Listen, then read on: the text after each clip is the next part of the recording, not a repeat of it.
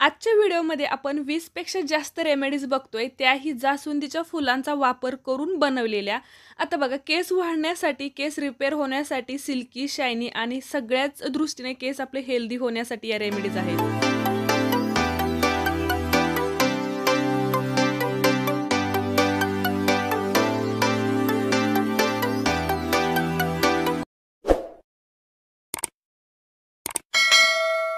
Hello friends, मी वर्षा आपलं सर्वांचं मनापासून स्वागत करते। कसे आहात सगळे? मी मस्त आणि मजेत आहे।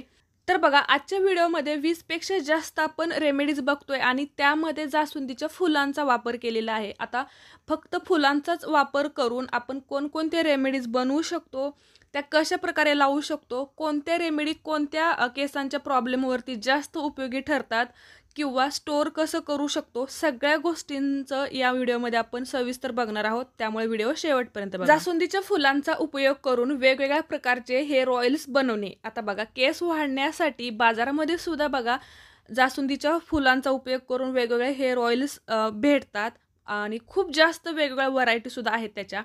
पण आपण घरीच एकदम नॅचरल पद्धतीने बनवू शकतो। याच्यामध्ये बघा, फुलांसोबत आपण दुसऱ्या कोणत्याही वस्तू घेऊ शकता ज्या तुमच्याकडे आहेत की नाही त्या, पण मेन घटक आपला फुलं आहेत, कारण की केसांसाठी ना एवढं महत्त्वाचा हा घटक आहेत। वेगवेगळे व्हिटॅमिन्स, अँटीऑक्सिडंट्सने भरपूर असं जास्वंदीची फुले आपल्या केसांना वाढण्यासाठी मदत करतात। आता पहिल्या प्रकारामध्ये तुम्ही बघितलं असेल तर त्याच्यामध्ये मी खूप साऱ्या वस्तू वापरलेल्या आहेत आणि ते तेल खूप हेल्दी आहे। आता त्यातीलच दुसरा जो प्रकार आहे तो म्हणजे फक्त जास्वंदीच्या फुलाचं तेल आहे। हे एवढं प्युअर आणि एकदम ऑर्गॅनिक तेल आहे, मला खूप आवडतं आणि एकदम छोट्या मुलींपासून तुम्ही मोठ्यांना सगळ्यांना या तेलाचा उपयोग करू शकता। खूप केस वाढतात याने। आता बघा, सगळ्याच वस्तूंचा वापर करून, फक्त फुलांचा वापर करून, त्यासोबतच बघा फक्त फुले आणि ॲलोवेराचा वापर करून सुद्धा तुम्ही तेल बनवू शकता। तेच तेल आपल्या केसांसाठी तेवढंच हेल्दी असणार आहे।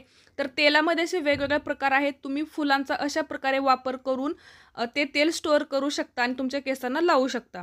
आता यानंतर दुसरा जो प्रकार आहे तो म्हणजे की जास्वंदीच्या फुलांचा वापर करून वेगवेगळे हेअर टोनर बनवलेले। तर बघा, फुलांचं आपण जसं तेल बनवून साठवून करू शकतो, तसं फुलं डायरेक्ट केसांना सुद्धा लावू शकतो। त्याचे सुद्धा खूप सारे उपयोग आहेत आणि केस आपले खूप छान होतात। एकदम इन्स्टंट बदल होतो किंवा केसांचं टेक्स्चर म्हणा किंवा केसांना एक चमक येते आणि केस वाढायला सुद्धा मदत होतात। तर यामध्ये बघा, फुलांसोबतच तुम्हाला वेगवेगळ्या वस्तूंचा वापर करायचा आहे, जसं की मी कढीपत्ता, कलोंजी, मेथी सांगितलं। आता दुसऱ्या प्रकारामध्ये परत फुलांचाच उपयोग करायचा आहे आणि याच्यामध्ये आपण मेथ्यासोबत घेत आहोत।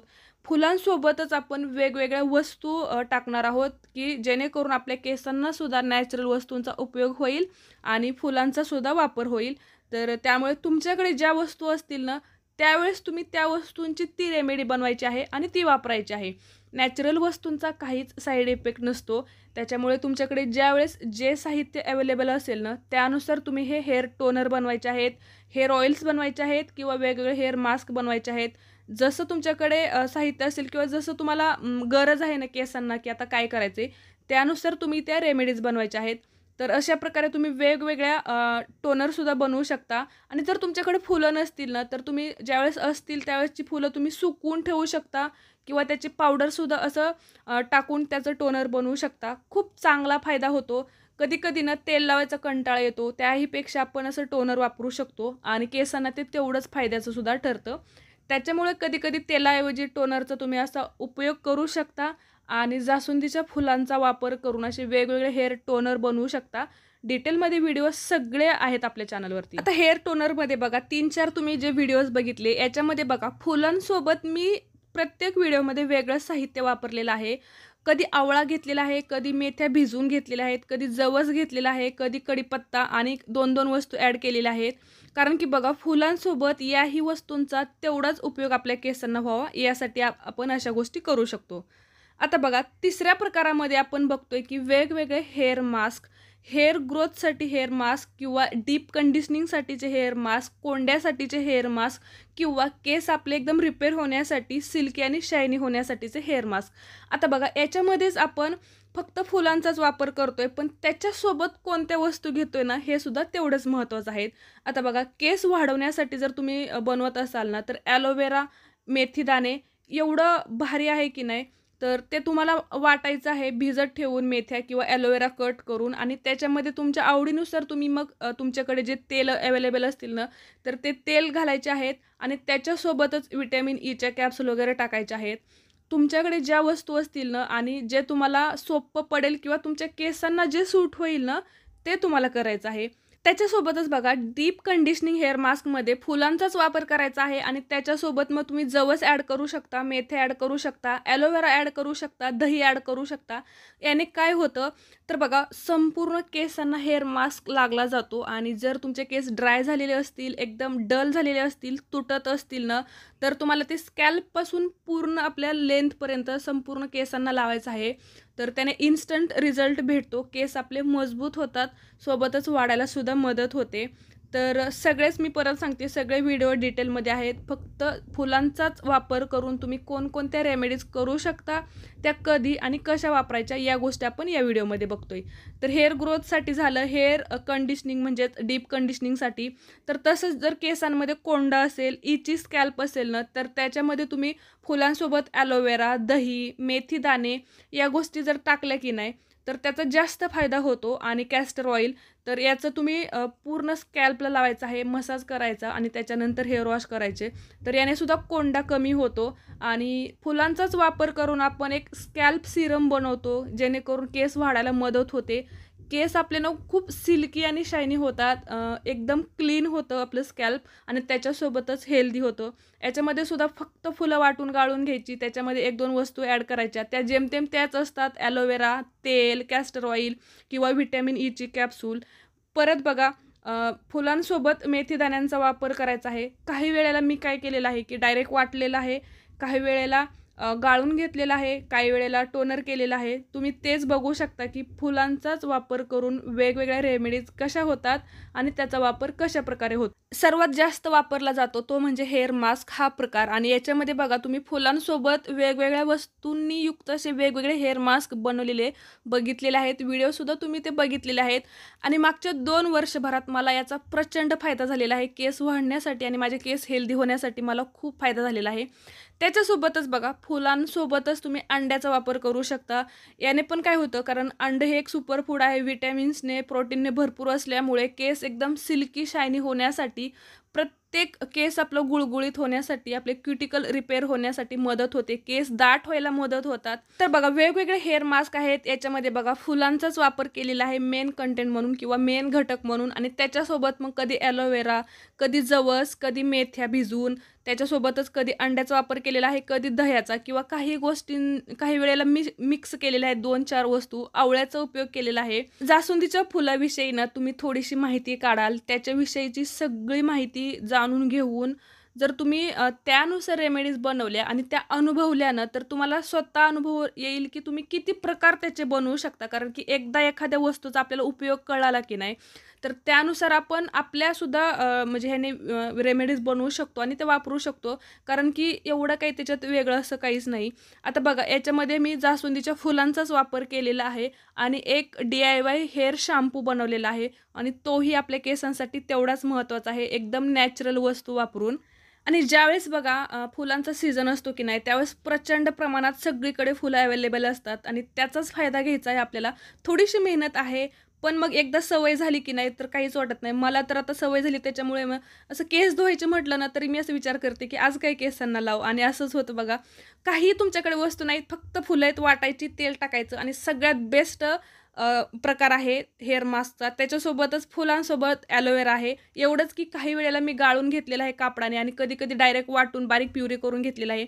कधी-कधी बघा, फुलांसोबत ॲलोवेराच आहे, पण त्याची पानंसुद्धा टाकलेली आहेत. ते सुद्धा तेवढीच महत्त्वाचे आहे. केरळाचे स्पेशल हेअर मास्क आहेत हे. आणि केसांना तुम्ही या सगळ्या गोष्टी अनुभवा आणि तुम्हाला त्यातील फरकसुद्धा जाणवेल. तर हे सगळे म्हणजे खूप जास्त प्रकार आहेत हेअर मास्कमध्ये. तुमच्या लक्षात आलेलंच असेल की वेगवेगळ्या ह्याच्यासाठी म्हणजे ॲलोवेरा तर आपण सगळ्याच गोष्टींसाठी लावू शकतो, जसं की फुलं लावू शकतो तसं. त्याच प्रकारांमध्ये मेथ्यासुद्धा येतात. एक थोड्याच काही गोष्टी असतील जसं की जवस म्हणा किंवा अद्रक म्हणा किंवा कढीपत्ता, काही गोष्टी आपण वेगवेगळ्या ठिकाणीच वापरतो. पण 2-3 तर गोष्टी अशा आहेत ना, की आपण सगळ्याच ठिकाणी वापरतो. तेल आपण सगळ्याच ठिकाणी टाकतो आणि स्पेशली बघा, वेगळा जर तुम्ही हेअर मास्क बनवताय ना, तर त्यावेळेस तुम्ही व्हिटॅमिन ई कॅप्सूलसुद्धा वापरा.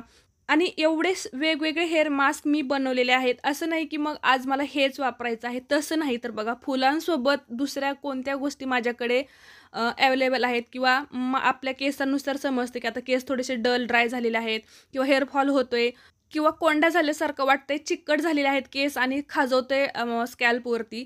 तर प्रत्येक गोष्टीच्या ह्याच्यानुसार मग त्या वस्तू ॲड करायच्या आहेत. आणि याच्यामध्ये बघा, परत मी ह्याच्यासाठी कोंड्यासाठी परत दही वापरलेलं आहे, ॲलोवेरा वापरलेला आहे, त्यासोबतच कडुनिंबाची पाने वापरलेली आहेत. म्हणजे ज्या गोष्टी ज्या ह्याच्यासाठी वर्क करतात की नाही त्याचा वापर केलेला आहे. पण मेन इन्ग्रीडियंट घेतलेला आहे की जास्वंदाची फुलंच.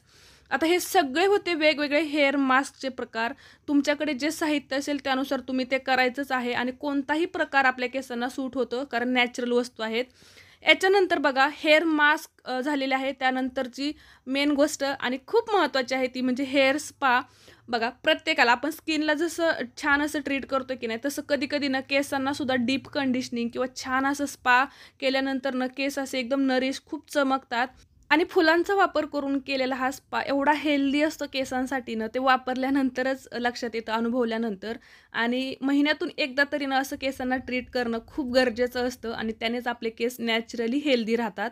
आता या सगळ्याच वेगवेगळ्या प्रकारांपैकी अजून एक महत्त्वाचा प्रकार आहे, तो म्हणजे मेहंदीचा. माझ्यासाठी तरी बघा, महिन्यातून एकदा मेहंदी लावणं हे माझ्या केसांसाठी खूप भारी आहे आणि माझ्यासाठी खूप आनंदाची गोष्ट आहे.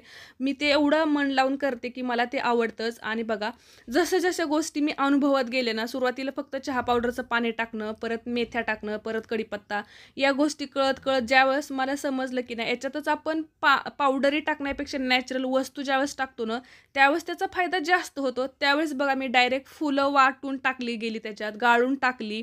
त्यासोबतच त्याचा हिबिस्कस टी बनवून सुद्धा टाकलेला आहे आणि त्याने मला केस वाढायला आणि केस माझे एकदम हेल्दी किंवा एक मेंटेन राहायला खूप मदत होते.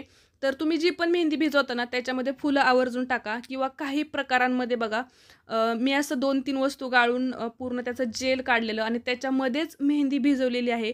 असे वेगवेगळे स्वतःच प्रकार ट्राय केलेले आहेत. आपल्या चॅनलवरती ना मेहंदीचे खूप सारे प्रकार आहेत. मेहंदीने केस ड्राय होतात असं म्हणतात, पण तुम्ही अशा प्रकारे जर मेहंदी लावूनच बघा आणि त्यावेळेस तुम्ही स्वतः अनुभवा, केस ड्राय होत नाहीत, उलट जास्त सिल्की होतात आणि खूप हेल्दी होतात. तर बघा, असं वेगवेगळे प्रकार आहेत आणि ज्याच्यामध्ये मी जास्वंदीच्या फुलाचा वापर केलेलाच आहे. त्याच्यासोबत इतर पण नॅचरल वस्तू आपल्याला टाकायच्याच आहेत.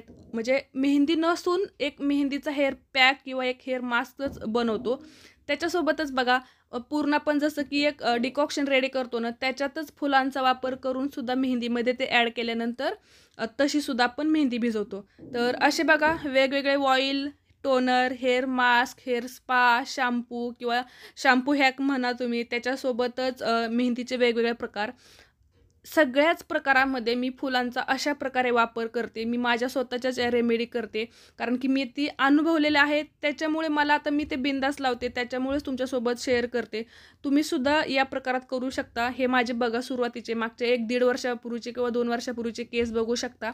आत्ताची केसांची तुम्ही लेंथ बघा, चमक बघा किंवा केसांची जे म्हणजे हेल्दी पण आहे ना, स्ट्रॉंग, ते सुद्धा बघा. इतक्या रेमेडी जर सांगितल्या, पण मंथली रुटीन बघितल्यानंतर तुमच्या लक्षात येईल की कोणती रेमेडी कधी लावायची. तर चला, हा व्हिडिओ आवडला असेल तर लाईक करा, शेअर करा. धन्यवाद.